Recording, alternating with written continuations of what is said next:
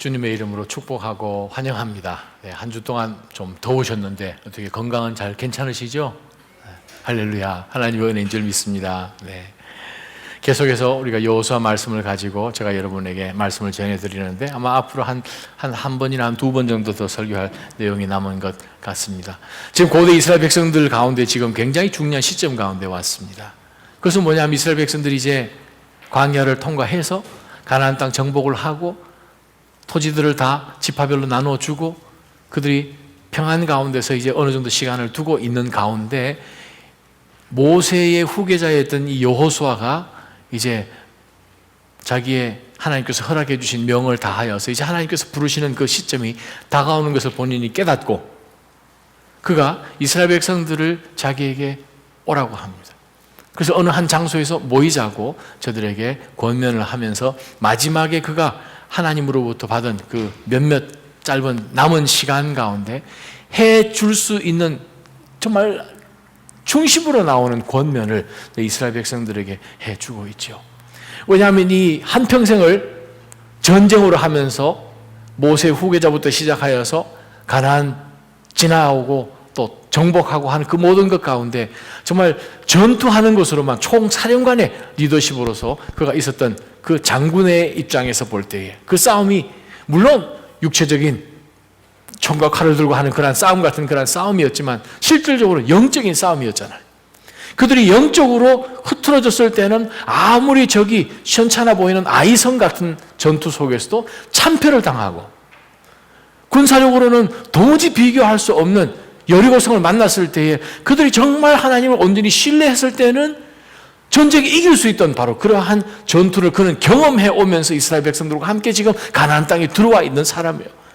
근데 이제 본인은 이제 하나님이 부르셔서 이제 하나님 앞에 가야 되는 그 시점까지 지금 있는 상황 가운데 이스라엘 백성들을 보니까 너무나 염려가 되고 걱정이 되는 거예요. 중간중간에 남아있는 가나안 그 7족속들이 아직까지 완전히 내쫓김을 당하지 않고 각 지파들이 끝까지 해서 그들을 다 쫓아내야 되는데 끝까지 순종하지 못하고 우리가 지난 금요일로 봤던 말씀 보게 되면 그들이 장갑차가 있어서 마차가 있었기 때문에 그들이 어떻게 할 수가 없었다라는 그러한 구절의 말씀을 보면서 아니 마차야 40-50년 전에도 마차가 있었는데 왜 갑자기 이 가나안 지방에 사는 족속들이 마차가 있다고 그것을 쫓아내지 못하는가 말이 안 되는 내용을 우리가 보면서 바로 그 시점 가운데 이제는 본인은 하나님께서 주신 시간이 다 되어서 떠나가야 되는 그 상황 가운데 이들에게 과연 무엇을 전해줘야 되는가 정말 안타까운 또 염려가 되는 상황 가운데서 여호수아가 이들에게 말씀을 전합니다. 그들에게 전한 내용이 사실 24장 전체예요. 23장 지난주부터 봤던 그 말씀 연결되어서 24장 전체로 이어지는데 바로 이 여호수아 제일 마지막 장을 우리가 한번 들여다보면서 정말 우리 나자짐 교회가 정말 하나님께서 선택하시고 부르시고 정복하여서 땅을 나누고 하나님이 허락해 주신 그러한 지경까지 건너가서 예수 그리스도의 이름으로 그 땅들을 정복하고 그들의 심령들을 정복하고 그들로 하여금 그들을 만드신 하나님께로 돌이키게 만드는 그러한 영적인 전투 가운데서 또한 영적인 깨어짐 가운데서 또한 깨어있는 가운데서 우리가 하나님 앞에 늘 서 있어야 하는데 그것이 누구에게 달렸나? 지금 이 자리에 앉아 계신 바로 여러분 각자에게 달렸습니다. 여호수아 24장 전체를 한마디로 딱 요약을 하면 너가 결정해라. You choose. 한 단어만 더 붙이면 You choose today. 오늘 너가 결정해라. 그거 한마디밖에 없어요. 무엇을 결정해야 된다는 말인가? 우리가 24장 말씀을 볼 텐데 우리가 23장 우리가 지난 금요일에 봤던 말씀을 잠깐 복습을 해보면 그렇습니다. 하나님께서 나자짐 공동체 그리스도의 몸인 이 교회 가운데서 믿음으로 모여있는 성도들이 서로서로 교제 나누고 그리스도 안에서 한 몸을 이루고 서로서로 받아주고 용납하고 서로 낮게 여기고 희생하고 섬겨주고 중보기도 하면서 함께 뒤에서 백업해주고 하는 그런 아름다운 공동체로 점점 깊이를 더해가고 넓이를 더해가는 것이 우리의 소망입니다. 그렇죠? 건강한 교회가 되기 위해서는 주변에 있는 잡초들도 다 뽑아내고 잘 자랄 수 있도록 물을 열심히 주는 것이죠. 그래야 모종한 것이 잘 자라게 되겠죠. 이제 2달 반 잘 자랄 수 있도록 계속해서 열매까지 맺히고 그늘이 지고 많은 사람들이 그 밑에서 안식을 할 수 있는 그러한 튼튼한 뿌리가 깊은 나무로 성장하기 위해서는 우리가 제거해야 될 몇몇 가지가 있다고 우리가 지난 금요일날 23장을 통해서 보았습니다. 첫 번째 제거할 것이 무엇이었는가? 무엇이었죠? 여러분들은 지난 금요일 안 오셨구나. 얼굴은 낯이 익은데 출석부에는 이름이 있는 것 같은데 함정이죠. 덫이죠. 그것을 제거하라는 거예요. 여호수아가 이스라엘 백성들에게 영적으로 정말 이 덫과 함정을 조심해서 치우지 아니하면 빠진다는 거예요. 물론 그 당시의 시점으로 돌아가 보면 그 주변에 있던 바로 그 가나안의 문화, 가나안의 가치관, 가나안 사람들이 가지고 있는 종교성, 그들이 하고 있는 모든 언행을 잘라내지 않으면, 영적으로 깨워서 경계하고 조심하지 않으면 그들도 어느 순간에 그들처럼 행동한다라는 그것을 여호수아가 그들에게 권면하고 깨우쳐 준 겁니다. 낮아진 교회 가운데 우리가 정말 그것을 우리 마음 가운데 적용을 해서 사랑하는 믿음의 성도들에게 내가 올무가 되지 않고 내가 덫이 되지 않고 함정이 되어서 나로 인하여서 상대방이 쓰러지고 실족하지 않도록 조심하는 거예요. 말을 한마디 해도 내가 늘 해왔던 편한 말로 그냥 내 뱉었을 때 상대방이 어떻게 받아줄까 하는 그것도 한 번만 더 생각을 하면, 한 번만 더 필터링을 하게 되면 감정을 상하게 하지 않을 수 있죠. 우리가 서로를 너무 잘 알게 되면 눈빛만 해도 감이 통하죠. 그러나 우리는 지금 이제 2달 반, 지금 깊이 뿌리가 박혀있고 튼튼하게 자라서 서로 너무나 잘 아는 것 같은 그러한 관계가 아니고 지금 알아가고 있는 상황 가운데서는 그렇습니다.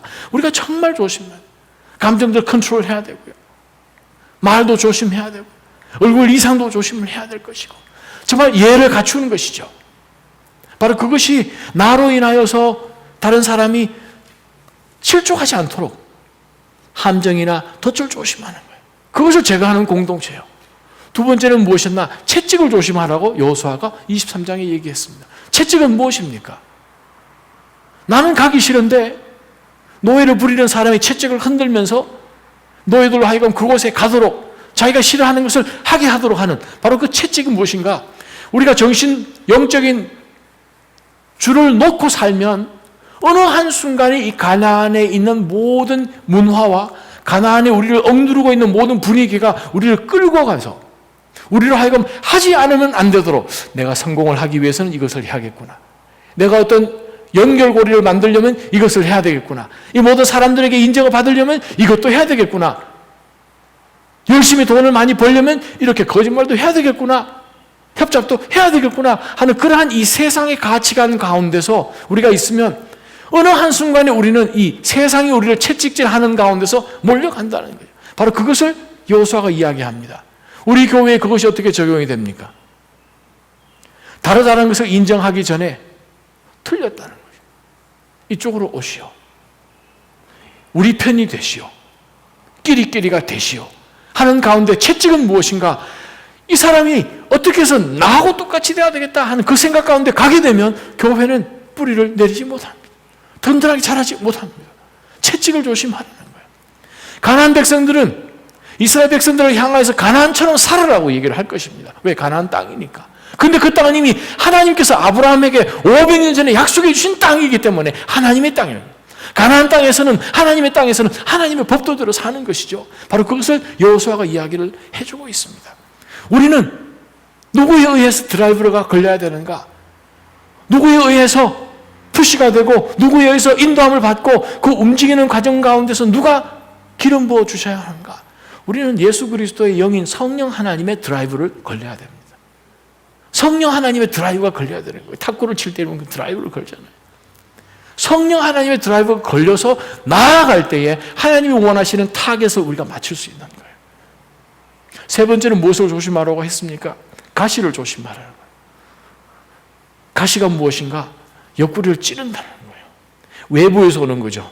앞에 있는 두 가지는 속에서 나와서 다른 사람을 실족하게 하는 것이지만 가시라는 것은 어떻게 보면 이 세상적인 그러한 가치관, 죄악된 그러한 생각과 죄 가운데 있던 그 모든 습성들을 슬그머니 교회 안으로 가지고 와서 옆 사람에게 다 퍼뜨려서 어떻게 해서든 그렇게 살아도 괜찮은 거라. 그렇게 재미 좀 느끼면서 사는 거, 그거 원래 그렇게 사는 것이다 라고 가지고 들어오는 바로 그 가시가 결국은 우리로 하여금 올바르게 걷지 못하고 뒤뚱뒤뚱하다가 넘어지게 만드는 바로 그것을 여호수아가 이야기한, 우리 교회 가운데 적용을 할 때 가시가 무엇인가? 가시는 사실상 영적으로 가장 심각한 문제 있는 것입니다.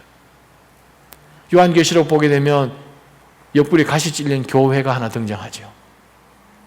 요한계시록 3장에 나온 라오디게아 교회예요. 뭐 그렇게 열심히 할 필요 뭐 있냐고. 금요일까지, 그건 광신도지. 금요일까지 예배를 왜 나갔냐고. 아니면 새벽기도나 혹은 모임이나 주일 예배 조금 늦으면, 아니면 2주에 한 번씩 가면 어떠냐고 아마 이야기할지도 모릅니다. 미지근함, 영적인 미지근함. 처음에는 모르죠. 미지근한 것이 온도가 조금씩 내려가는 가운데서 영적 미지근함에 빠지게 되면 우리는 그것이 결국에는 가시가 되어서 신앙으로 똑바로 걸어가도록 못하게 만드는 게 됩니다. 바로 그것을 여호수아가 23장에 이야기를 합니다. 지난주에 제가 여러분에게 말씀드렸습니다. 만약 교회가 영적으로 정말 깨어있지 않으면 어떤 일이 벌어지는가? 함정과 덫을 제거하고, 채찍을 조심해서 제거하고, 가시를 조심해서 자신을 보호하지 않으면 결국 어떻게 되는가? 네, 여호수아는 분명히 말씀했습니다. 망한다고. 가나안 땅에서 망한다고. 없어진다 이 말이죠. 그냥 이스라엘이 이스라엘다움이 없어진다는 거예요. 낮아짐이 없어진다는 거예요. 낮아진 다움이. 그냥 모여있는 그룹처럼, 그냥 교회처럼, 그냥 모여있는 그냥 교회처럼. 교회는 무엇입니까? 영혼을 살려야 되는 것이고, 교회는 무엇입니까? 삶을 나누는 것이고, 옆에 있는 사람이 내 삶을 만지는 것이고, 내가 옆 사람의 삶을 만지는 것이고, 회복과 위로가 생기는 바로 그것이 교회 공동체지요. 왜냐하면 한 몸이니까. 근데 만약에 한 몸으로서의 역할을 감당치 못하는 교회로 이름만 남아있다면, 네, 그것은 사라진 것입니다. 허울만 이스라엘인데 가나안에 살기는 하는데 이스라엘의 역할을 전혀 하지 못하고 마치 가나안의 한 지파처럼 행동을 한다면 그것은 사라진 것이다 하는 것이 바로 여호수아가 여호수아 23장 13절에 한 말씀이에요. 사라진다는 거예요. 우리는 지금부터 정신을 차려야 됩니다. 정말 정신줄을 놓지 말아야 한다. 자, 그래서 우리가 오늘 24장에 들어가 보면 정말 여호수아가 마지막 이제 하나님이 부르시는 바로 그 순간에 이스라엘 백성들에게 준 이 메시지를 다시 한번 들여다봅니다. 한번 읽어보십시다. 여호수아서 24장입니다. 24장 1절부터 15절까지의 말씀입니다. 한 목소리를 한번 읽어보시겠습니다. 여호수아는 시작. 여호수아는 이스라엘의 모든 지파를 세겜에 모으고 이스라엘 장로들과 지도자들과 재판관들과 관리들을 불렀습니다. 그러자 그들이 하나님 앞에 나왔습니다. 여호수아가 모든 백성들에게 말했습니다. 이스라엘의 하나님 여호와께서 말씀하신다. 옛날 너희 조상들은 강 저편에 살았는데 그들은 아브라함의 아버지며 나홀의 아버지인 데라를 비롯해 모두 다른 신들을 섬기고 있었다. 그러던 가운데 내가 너희 조상 아브라함을 강 건너편에서 데려다가 가나안 땅으로 인도해 그 땅 전역에 두루 다니게 하고 그 씨를 많게 하려고 그에게 이삭을 주셨다. 내가 이삭에게는 야곱과 에서를 주었다. 또 에서에게는 내가 세일 산지를 주어 갖게 했지만 야곱과 그 아들들은 이집트로 내려가게 됐다. 그 후에 내가 모세와 아론을 보내 그들 가운데 행한 대로 이집트에 재앙을 내리고 너희를 이끌고 나왔다.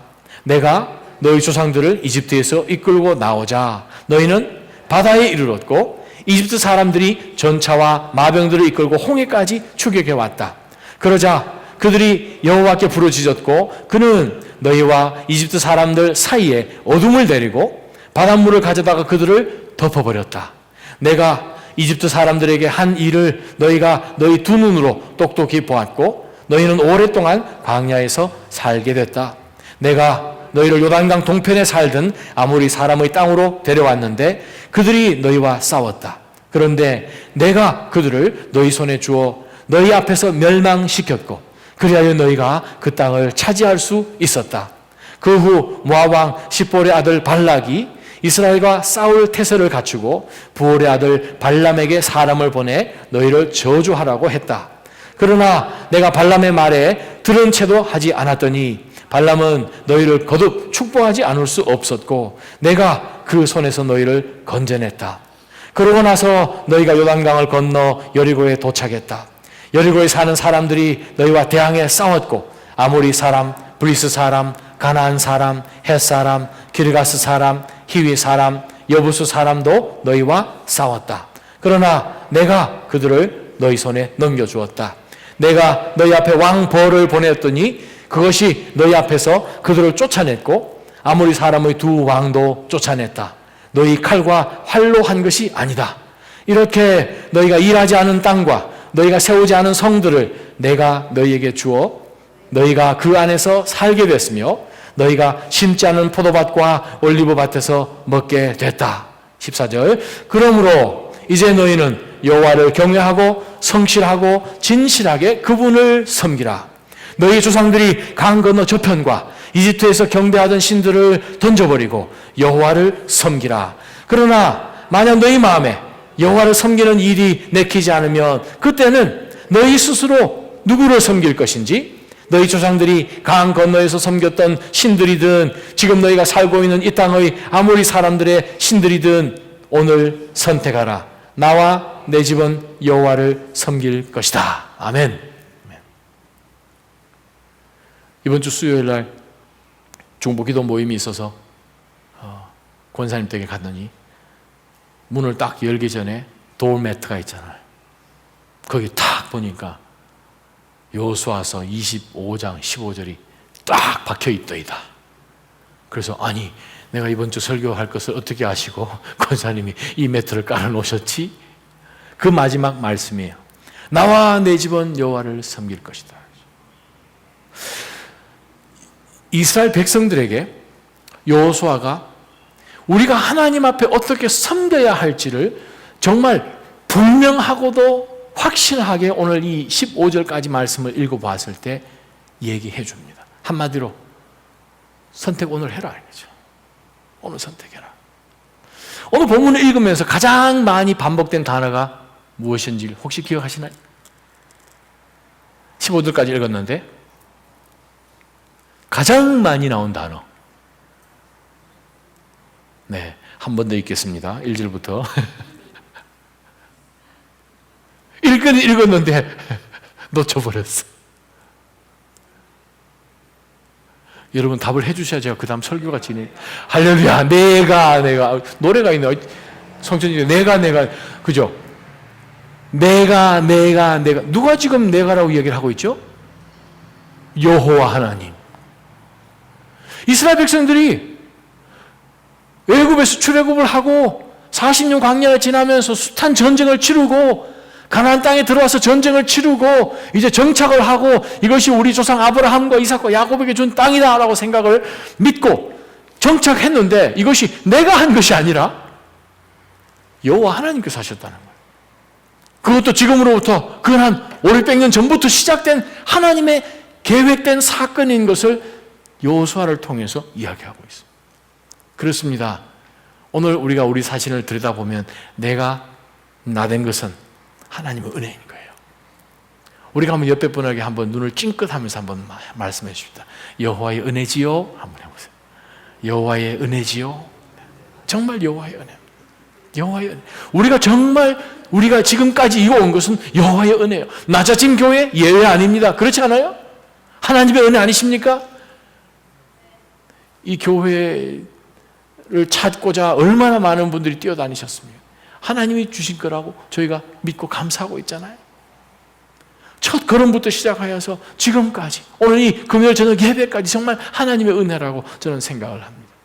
근데 이 가운데서 이 여호수아가 이스라엘 백성들에게 요구하는 것이 한 단어가 있습니다. 섬겨라. 섬겨라. 그 말은 섬길 것을 결정하라 이 말인데 섬기라는 단어가 무슨 뜻인가? 사실상 문자적으로 보게 되면 섬겨라는 단어는 서 있어라는 뜻입니다. 서 있어라. 아바드. 종이란 단어는 히브리 말로 에베드. 서 있다는 단어는 동일한 어근에서 나온 아바드. 쉽게 이야기하면 너희 이스라엘 백성들아 하나님 앞에 어떻게 설래? 이 말이에요. 하나님 앞에 오늘 설 것을 결정해라. 지금 그 얘기를 하고 있습니다. 사실 1절부터 15절까지 보게 되면 하나님 앞에 서긴 섰는데 너네들 어떻게 서야 되는지 아니? 내가 이제 죽을 때가 됐는데 너네들 어떻게 설까 보니까 마음이 너무 답답해, 안타까워 해가지고 이스라엘 백성들에게 서야 되는 그 모습을 오늘 4가지를 통해서 얘기를 해주고 있어요. 그렇습니다. 낮아진 교회가 저와 여러분이 교회죠. 이 빌딩이 교회가 아니라 저와 여러분 한 사람 한 사람이 교회죠. 낮아진 교회죠. 이 교회로서 우리가 하나님 앞에 어떻게 서야 되는가 하는 그것을 생각을 해볼 때 어떻게 서야 하는가 1절에 나옵니다. 1절 한번 들여다볼게요. 여호수아는 이스라엘의 모든 지파를 어디에 모았다고 그러죠? 세켐에 모았더라. 세겜으로 오라. 이스라엘의 장로들과 지도자들과 재판관들과 관리들을 세켐으로 불렀습니다. 서는 것이 어디서부터 시작하는가? 세켐에서부터 시작합니다. 첫 번째, 예배의 자리부터 시작하는 거예요. 세겜은 예배의 자리였습니다. 아브라함에게 하나님이 나타나셨어요. 아직 이삭도 있기 전에 하나님이 나타나셨어요. 아브라함아, 너 보느냐? 너가 지금 있는 바로 이 자리에서 내가 너에게 자손을 주어서 번성케 하고 이 땅을 내가 너에게 유산으로 주리라. 제일 처음 말씀하셨던 장소가 셰켐. 땅을 약속해 주셨던 장소가 셰켐. 아들을 약속해 주셨던 장소가 셰켐. 그래서 아브라함이 하나님 앞에 예배의 첫 제단을 쌓아서 여호와의 이름을 불렀던 것이 셰켐이에요. 우리가 어디서부터 시작을 해야 되는가? 예배의 자리부터 서 있어야 되는 거예요. 예배가 흔들리면 다 흔들려요. 하나님 앞에 서 있는 예배 자리가 흔들리면 우리의 존재는 없는 거죠. 다시 오라는 거예요. 셰켐이 어느 장소인지 아십니까? 야곱이 바단 아람에서 다시 이제 고향으로 돌아오면서 바단 아람에서 훔쳐가지고 20년 동안 거기 사는 동안에 훔쳐가지고 온 우상을 셰켐에다가 묻어버립니다. 셰켐에다가 묻어버리고 다시 한번 여호와의 이름을 부른 장소가 셰켐이에요. 결단하는 거예요. 과거로부터 근절시키는 자리가 바로 셰켐이에요. 창세기 35장에 나오죠. 35장 4절. 셰켐이에요. 바로 그 역사적인 장소에 나오라는 거예요. 여호수아 8장에 보게 되면 이스라엘 백성들이 가나안 정복 가운데서 제1차 정복 전쟁을 마칩니다. 중부 전쟁을 다 정리를 하고 난 다음에 이스라엘 백성들 하여금 다 나와라 해가지고 간 곳이 세켐이에요. 세켐으로 가서 그들이 여호와 앞에 제단을 쌓고 제단 옆에 있는 돌에다가 여호와의 율법을 다시 새겼어요. 그 율법 안에서 서서 여호수아가 이스라엘 백성들이 하나님의 율법을 다시 한번 리뷰를 시켜주면서 봤지? 우리가 중부 전쟁 이렇게 해서 마쳤다. 이제는 남부와 북부를 쳐야 되는데 하나님 앞에 우리가 바로 서야지 하나님 우리와 함께 하실 것이다. 하나님이 도우실 것이다. 우리 똑바로 서자. 이것은 영적 전투다 하는 그것을 다시 한번 리뷰 시켜주신 자리가 셰켐이라는 거예요. 여러분 지금 어디 서 계십니까?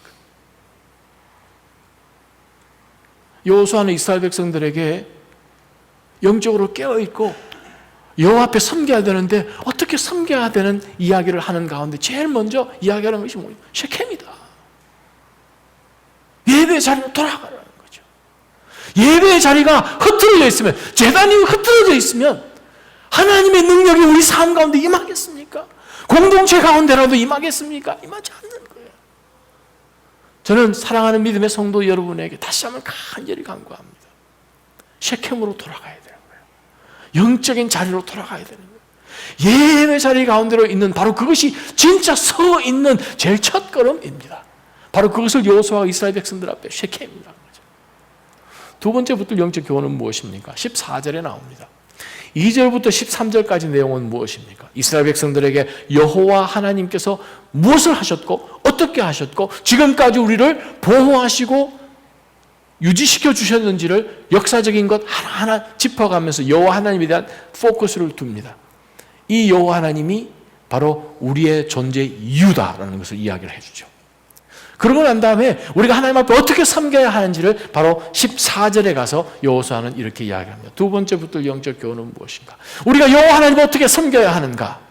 첫 번째는 우리의 예배의 장소 가운데, 우리의 개인의 예배 가운데 서 있어야 되는 셰켐으로 돌아가는 것이죠. 두 번째는 여호와를 경외하는 거예요. 경외하다라는 말은 야레라는 말을 두려워하다라는 뜻이죠. 우리가 어떤 사람을 만났을 때 두려워, 아유 무서워, 이 사람이 나에게 뭐 폭행을 할 것 같아서 이제 두려워하는 것이 있지만, 우리가 어떤 사람에 대해서 여기에 나와 있는 이 말씀은 경외하는 거죠. 공경하고 존경하고 어떤 권세와 두려움과 이 모든 것을 인하여서 내가 어떻게 할 수밖에 없는 바로 그 경외함인데, 왜 그럴까요? 우리가 왜 어떤 존재에 대해서 두려워할까요? 그것은 이 존재가 무엇을 할 수 있는지를 알기 때문에 두려워하는 거예요. 어떠한 능력과 어떠한 권세와 파워가 그에게만 리저브 되어 있는지를 알게 되면, 우리가 그 앞에서 할 수 있는 유일한 행동이 있다면 그것은 두려움이라는 거예요. 이스라엘 백성들 앞에서 여호수아가 2절부터 13절까지 나와 있는 모든 기가 막힌 이야기잖아요. 있을 수 없는 초자연적인, 정말 신이 계시면 이룰 수밖에 없는 살아계신 여호와 하나님이신 바로 그 여호와 신이 나타나셔서 이스라엘 백성들을 지금까지 기가 막힌 방법으로 인도해 오신 바로 그 하나님을 이야기하면서 맨 먼저 이야기한 것이 무엇인가? 이 여호와 하나님을 두려워할래 안 할래 하는 거죠. 그것이 우리가 하나님 앞에 섬기는 두 번째 방법입니다. 하나님 여호와께서 어떠한 하나님이신지가 흐트러지면 그렇습니다. 우리는 하나님 앞에 서 있지 않죠. 모르겠어요. 서 있을 수는 있을 것 같아요. 근데 그 서 있는 그 모습이 경외하는 마음으로 서 있을까? 아니면 한쪽 다리를 이렇게 흔들면서 서 있을까? 서 있는 모습이 이상할 거예요. 경외하는 모습이 아닐 거예요. 딴지를 피울 거예요. 성경은 이야기합니다. 그것은 여호와를 경외하는 것 아니다. 여호와를 섬기는 모습 아니다라는 것이죠. 정말 우리의 삶 가운데 여호와 하나님이 하나님이신 것을 분명하게 깨닫게 되면 우리는 하나님 앞에 섰을 때 어떻게 서는 경외하는 마음으로 늘 서 있는 거예요. 저는 우리 신앙생활 가운데 진정한 이 경외함이 하나님 앞에 완전히 회복되기를 원합니다. 여호와 하나님, 옆집에 계신 아저씨 앉으세요. 하나님은 우리를 친구라고 부르주셨기 때문에 아브라함이 하나님의 친구가 되신 것이지, 아브라함이 하나님 어깨동무하면서 당신은 You're my buddy라고 부를 수 없는 높으신 하나님이시죠. 여호와 앞에 아브라함이 나타났을 때 뭐라고 이야기합니까? 소돔과 고모라를 위하여서 중보기도 하면서 앞으로 나갔을 때 하나님은 아브라함을 친구라고 부르는데, 실상 아브라함은 하나님 앞에 나갔을 때 본인은 뭐라고 이야기합니까? 친구, 내가 부탁이 있어. 그렇게 하지 않잖아요. 여호와 하나님, 하나님 앞에 저는 먼지입니다. I am nothing but a dust. 먼지 같은 제가 감히 이야기합니다. 이것은 무엇인가? 하나님 앞에 서는 법을 아는 사람이라는 거예요. 하나님 앞에 서는 법을 아는 사람에게 하나님은 역사하십니다. 하나님 앞에 경외하는 마음을 가지고 있는 자에게 하나님께서는 그의 인생을 통해서 사용하신다는 거예요. 아브라함이 왜 믿음의 사람입니까? 믿음은 대상에 포커스가 있는 거예요. 우리가 아무리 태산 같은 믿음을 가지고 있어도 제가 여기서부터 저 성족이 있는 데까지 날아갈 수는 없는 거예요. 내가 얼마나 엄청난 믿음을 가지고 있다 날아갈 수는 없는 거예요. 믿음의 대상이 중요하잖아요. 하나님은 하나님이십니다. 우리 삶 가운데, 신앙생활 가운데 하나님을 분명하게 구별하고 경외하는 마음으로 나아갈 때에 그것이 진짜 우리가 처해 있는 가나안 같은 이 땅 가운데서 이스라엘이 이스라엘다움을 놓치지 않고 사는 것입니다. 세 번째, 우리가 하나님 앞에 어떻게 서야 하는가? 14절 말씀 중반에 한번 봅니다. 너희는 여호와를 경외하고, 그 다음에 나온 단어예요. 성실하고 진실하게 그분 앞에 서라. 성실하고 진실하게 그분을 섬기라. 성실하고 진실하게. 18절 말씀. 우리도 여호와를 섬기겠습니다 라는 말 나오죠. 21절 말씀 여러분 성경책 가지면 보십시다. 우리는 여호와를 섬기겠습니다. 24절 보면 우리가 우리 하나님 여호와를 섬기고 라는 표현이 계속해서 반복이 됩니다.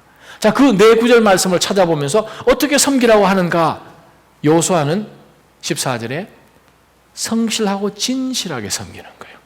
서 있되 어떻게 서 있는가? 성실히 서 있는 것이고 진실되게 서 있는 것입니다. 자, 성실하다는 말은 과연 무슨 뜻인가? 영어로 보게 되면 성실이라는 말은 영어 뭐예요? sincere. 그죠? sincere. 근데 sincere란 단어가, 영어 단어가 어디서 나온 줄 아십니까? 그 단어가 로마에서 만들어진 단어예요.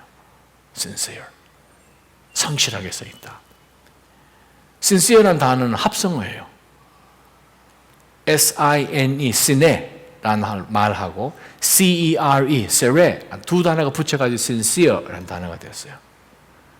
sine라는 말은 무슨 뜻인가 하면 밀랍이라는 뜻이에요. sere라는 말은 없다라는 뜻이에요. 그 무슨 말이에요? 밀랍이 뭐예요? wax, 야생 벌꿀, wax, 초, 양초 같은 거, 초, 그죠? 밀랍, 밀랍 인형. 로마에는 집이나 도로 같은 데 보면은 이 조각상들이 많이 있습니다. 그렇죠? 많은 조각상들이 많이 있는데, 집집마다 이제 그것을 이제 조각상을 만들어 놓고 이리저리 옮기다가 어떻게 잘못하면 툭 부딪혀가지고 뭐 귀도 떨어져 나가기도 하고, 뭐 손가락도 떨어져 나가고, 나중에는 뭐 코도 떨어져 나가고 그렇게 하잖아요? 그러면 이건 버리기는 아깝고, 이걸 좀 킵을 해둬야 될 텐데, 이 코도 날아가고 팔도 떨어지고 이거 어떻게 해야 되나? 그때 할 수 있는 것이 무엇인가 하면 밀랍을 가지고, 왁스를 가지고 그 부분을 떼어 붙이는 거예요. 떼어 붙여서 그 위에다가 페인트 칠을 해가지고 이제 비슷하게 만들어 놓는 거예요. 괜찮아요. 날씨가 많이 덥기 전까지는. 날씨가 많이 더우면 그 부분이 쭈르륵 없어져 버리는 거예요. 그래서 로마 사람들이 밀랍이 없는 것을 가르쳐서, 즉 중간에 있는 떼어 붙인 것, 쭉 늘어나고 어떤 고난 가운데 뜨거운만 조금만 있으면 쭉 늘어나서 사라져버리는 그런 불순물이 없는 것이라는 뜻으로 사용된 단어가 sincere한다는 거예요. 밀랍이 없다는 말이에요. 우리가 하나님 앞에 섰을 때에 어떤 시련 가운데라도 우리가 흔들리지 않고 굳건하게 서 있는 그것이 성실이라는 거예요. 세상에다가 우리의 마음을 쭉 줘버려가지고 줄줄 놓아버리고 하나님 앞에 드릴 것이 온전하지 못하고 불순물이 섞여 있는 거예요. 요거서는 이야기합니다. 하나님 앞에 섬길 때에는 어떻게 섬기는가? sincere하게 섬기라는 거예요. 섞임 없이, 불순물 없이 온전하게 wholeheartedly, NLT 성경에는 그렇게 번역되어 있어요. 온전하게 하나님 앞에 진리로 섬기는 것은 무엇입니까? 진실로 섬기는, 하나님이 어떤 하나님이신지 말씀 가운데 기초하여서 내가 가지고 있는 진리가 아니라 하나님의 절대 진리 위에서 하나님을 섬기라는 거예요. 말씀 가운데 하나님을 섬기라는 거예요. 말씀을 떠나지 말라, 그 뜻입니다. 진리가 무엇입니까? 하나님의 말씀이죠.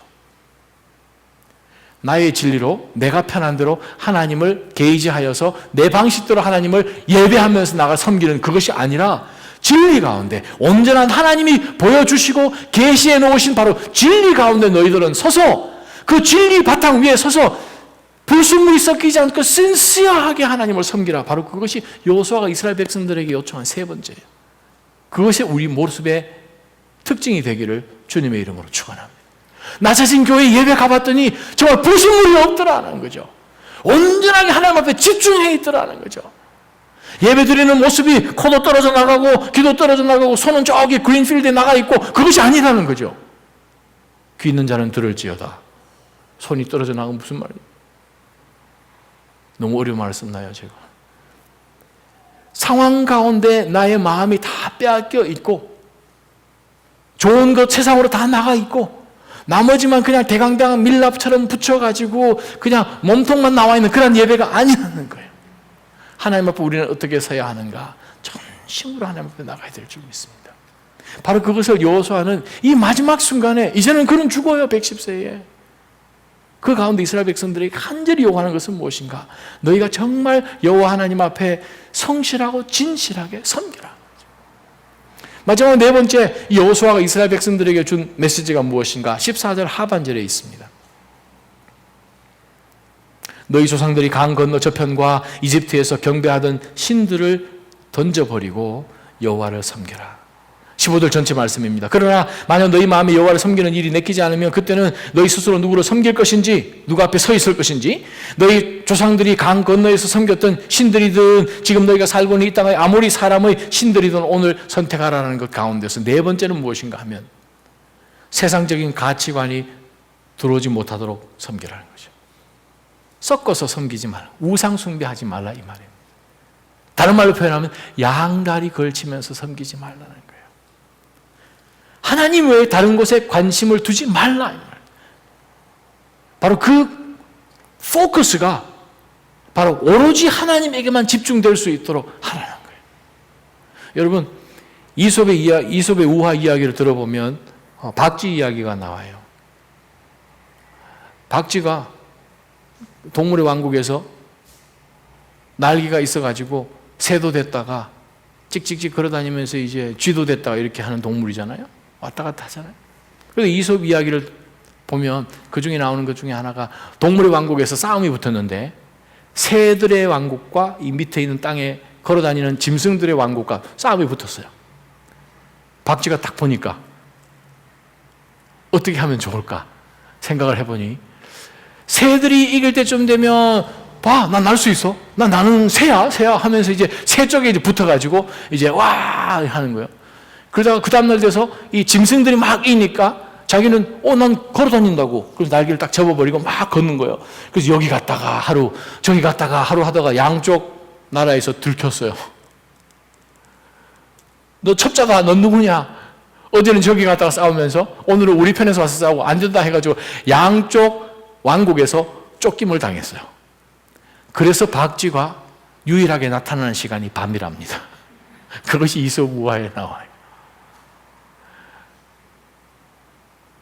우리 신앙이 분명히 마태복음 6장에도 주 여호와 하나님 물질 겸하여 섬길 수 없다라고 예수님께서 말씀하셨어요. 왜 그 말씀을 하셨는가?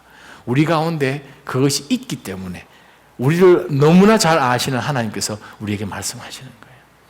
우리가 삶 가운데 물론 하나님 중요합니다. 그런데 이것도 그만큼 중요합니다라고 살면서 살아가는 가운데 우리가 양다리를 걸치고 있는 한에서는 하나님 앞에 서 있을 수가 없는 거예요.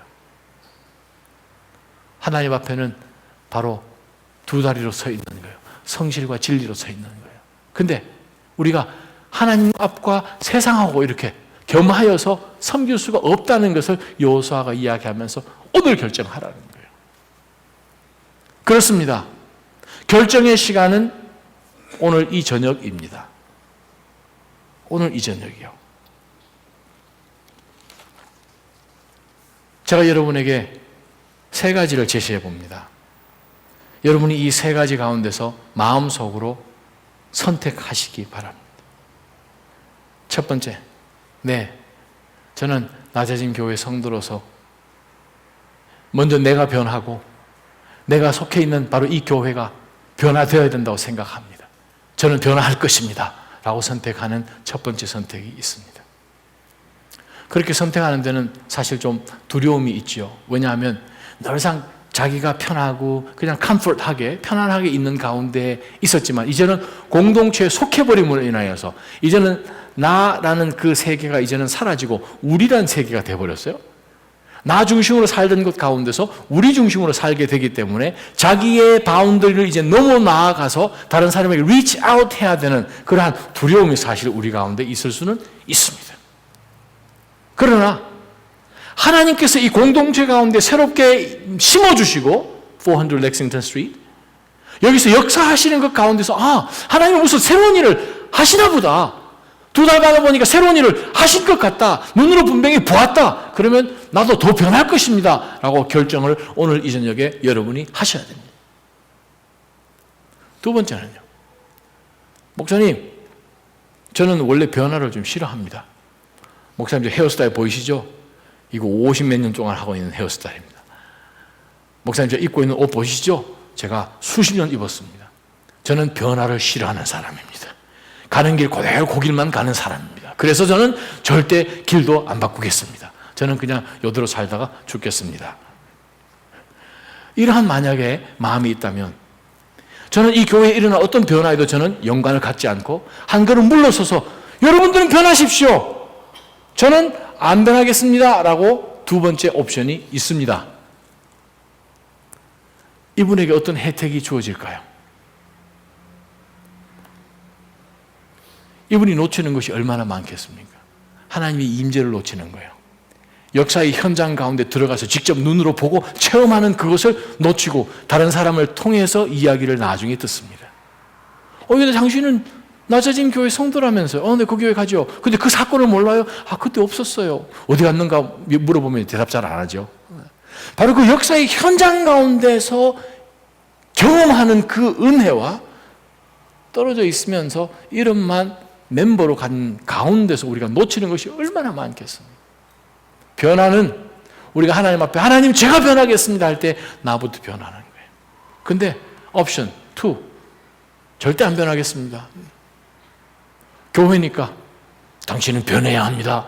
이쪽으로 오십시오 하면서 제가 모을 수는 없는 거거든요. 영적인 것은 제가 푸시한다고 일어나지 않거든요. 성령 하나님께서 열어주지 아니하시면 우리가 어떻게 변하겠습니까? 세 번째 변화는 이런 변화가 있습니다. 목사님, 홀던. 목사님 너무 급하세요. 이제 2달 반인데. 우리 좀 천천히 변합시다. 한국 속담이 빨리 변하면 죽는데요. 나 천천히 변할 거예요. 좀 생각 좀 하고 좀 교회가 어떻게 돌아가는 거 좀 보면서 변하겠습니다 라고 만약에 여러분이 결정을 하신다면 You know what? 2번 기회가 안 올지 모릅니다. 하나님께서 우리로 하여금 너가 셰kem 앞으로 나와라. 여호와를 경외해라. 성실과 진리 가운데 하나님 앞에 서 있으라. 오로지 여호와 하나님만 섬겨라 하는 바로 그 결정 가운데 우리가 그것을 미루는 경우에 그렇습니다. 사태가 더 심해질 수 있겠죠. 물론 우리가 오늘 저녁에 결정을 한다 하더라도 우리 마음은 변합니다. 우리 마음 변할 거예요. 변하는 가운데 제가 여러분에게 요청하는 것입니다. 여러분, 우리가 예수 그리스도를 영접 처음 하고 난 다음에 얼마나 기뻐하고 감동하면서 정말 하나님 앞에 눈물로 흘리면서 기도하고 했던 그 기억 나시나요? 아니 멀리 갈 것 뭐 있습니까? 불과 몇 달 전만 한번 가볼까요? 하나님 어떻게 해요? 이 상황 가운데 어떻게 해요? 정말 안타깝고 울고 불고 모이고 저녁마다 하나님 앞에 모이는 그런 간절한 마음 속에 있는 다 내용 이야기를 하는 가운데서 이제 시간이 좀 흘렀어요. 컴포트한 것 같아요. 장소도 정해졌어요. 예배 시간 정해져서 예배는 그냥 특별하게 움직이지 않아도 돌아가는 것 같아요. 와우, 2달 반. 우리 주변에 빈자리가 굉장히 많지요. 그게 우리 현주소입니다. 우리의 연약한 인간이라는 것. 그렇기 때문에 우리는 다시 하나님 앞에 재헌신하는 것이 필요합니다. 만약에 여호수아가 오늘 이 저녁 바로 이 자리에 서서 우리에게 메시지를 전해주는 그런 굉장한 말씀 부흥 목사님으로 만약에 오셨다. 무슨 말씀을 전해줄 것 같으세요? 여호수아 목사님이 오셨다. 여호수아 장군이 오셔가지고 정말 마치 이 이스라엘 백성들에게 죽기 전에 전했던 그 말씀처럼 우리에게 마지막으로 전해줄 수 있는 또 다른 곳에 가셔야 되니까 어떤 메시지를 전해주실 것 같으세요? 저는 확신합니다. 바로 이 메시지를 전할 것이라고. 우리가 다시 언제 하나님 앞에 서야 될지 모르는데 우리가 다시 한번 하나님 앞에 재헌신해야 되지 않겠습니까? 하는 그 말씀으로 아마 우리에게 분명히 도전을 주실 거예요. 여러분 지금 무엇을 바라보고 가고 계십니까?